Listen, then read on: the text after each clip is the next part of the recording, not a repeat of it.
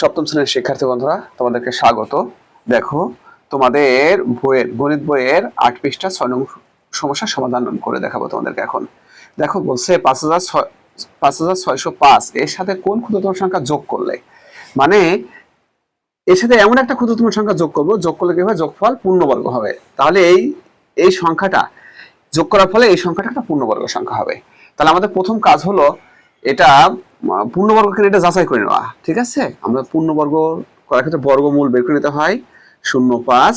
দেখো, পূর্ণবর্গ করার নিয়ম কি আমরা জানি, ডান পাশ থেকে জোড়া করতে হয়, দুটা জোড়া করতে হয়, তাই না? দেখো, 1 জোড়া 2 জোড়া হয়েছে, এখানে একটা টান দিতে হয়। এখন 56-এর ভিতর কোন সংখ্যা যায়? দেখো, যদি আমরা 3 নিই তাহলে 3 গুণ 3 করতে হয়, 4 নিলে 4 গুণ 4 করতে হয়, 5 নিলে 5 গুণ 5, 6 নিলে 6 গুণ 6, 7 নিলে 7 গুণ 7, 8 নিলে 8 গুণ 8। দেখো, 8 8 কত? 64। 64 তো বড় হয় যাবে না, আমরা জানি বড় হলে যায় না। 7 নিলে কি কত হয়? 7 7 49। তার মানে এটা কাছে। আবার 6 নিলে কি হয়? 6 6 36। এখন এটা কিন্তু বেশি ছোট, এটা বড়। ছোটও যায় না, আবার বেশি ছোট যায় না, আবার বড় হলে তো যাবেই না। তাহলে যায় কে? যে কাছাকাছি হয় সে যায়। তাহলে এখানে কত বার যাবে? 7 বার যাবে। দেখো, তাহলে কত হবে? 7 7 49, তাই না? আমরা বিয়োগ করে দেখি কত হয়।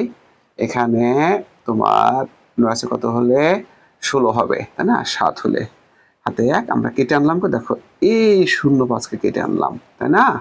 তাহলে আমরা জানি এইখান থেকে যখন এই সংখ্যাটাকে এখানে আনতে হয় তখন কিভাবে আসে? ডাবল হয়ে আসে। অর্থাৎ 7 আছে, 7-এর ডাবল কত? 14 হয়ে এখানে আসবে। ঠিক আছে, এখন দেখো, আমাদের 14-এর সাথে আবার অঙ্ক যোগ করে অর্থাৎ সংখ্যা বানাইতে হয়।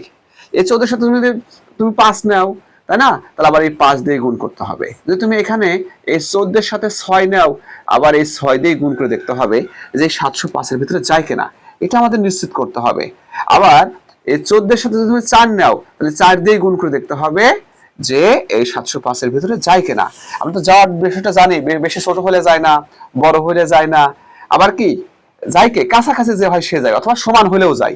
4 দিয়ে গুণ করে দেখি, 4 4 16, 6 হাতে 1, 4 4 16 রেখে 17, 7 হাতে 1, 4 4 5। দেখো, 576। দেখি এটা 5 5 25-এর 5 হাতে 2, 4 5 20 আর 2 22-এর 2, তাই না?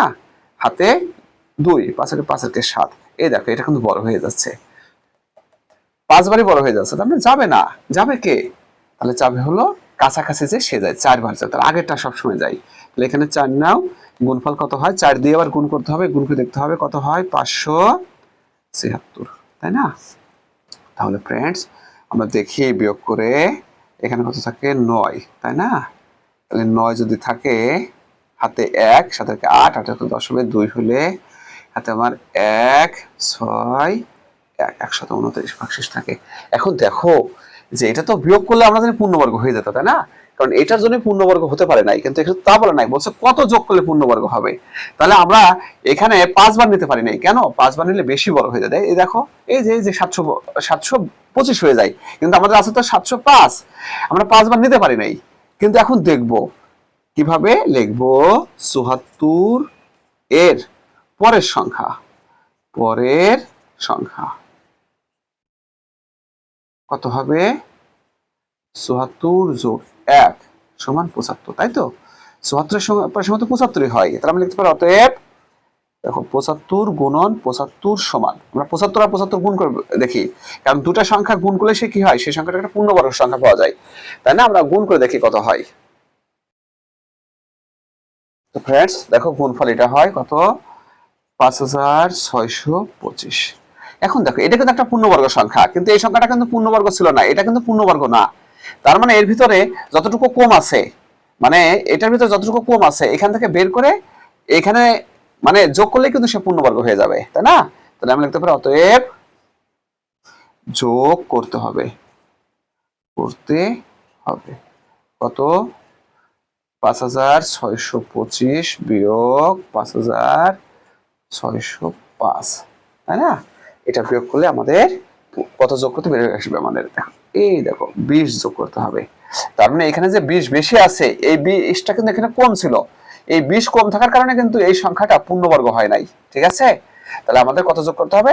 এই 20 যোগ করতে হবে। 20 যোগ করলে এই সংখ্যাটা পূর্ণবর্গ হবে।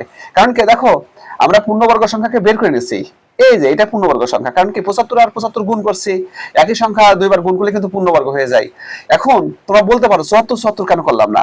74 74 করে তো আরো নিচে চলে আসবে এই সংখ্যাটা, তাই না? তা তো হবে না, বলছে যোগ করতে হবে। যোগ করতে হবে মানে তোমার সামনের দিকে যাইতে হবে। সামনের দিকে যাইতে হবে মানে কি, তোমার পরের সংখ্যাটাই নিতে হবে। 74 এর পরের সংখ্যা কত? 74 এর পরের সংখ্যা কত? 75। কারণ এক যোগ করলে তো পরের সংখ্যা পেয়ে গেলাম, তাহলে 75 এর পূর্ণবর্গ বের করে নিলাম। তারপরে আমরা দেখলাম যে এই কতটুকু শর্টেজ আছে, তার মানে এই সংখ্যা থেকে এই সংখ্যা বিয়োগ করলাম, আমাদের শর্ট কতটুকু কম আছে, কম সংখ্যাটা বের করে নিয়ে আসলাম। তখন আমরা সিদ্ধান্ত নিতে পারি যে এই সংখ্যাটুকুই যোগ করলে এই সংখ্যাটা পূর্ণবর্গ হবে। তো ফ্রেন্ডস, সবাইকে অসংখ্য ধন্যবাদ।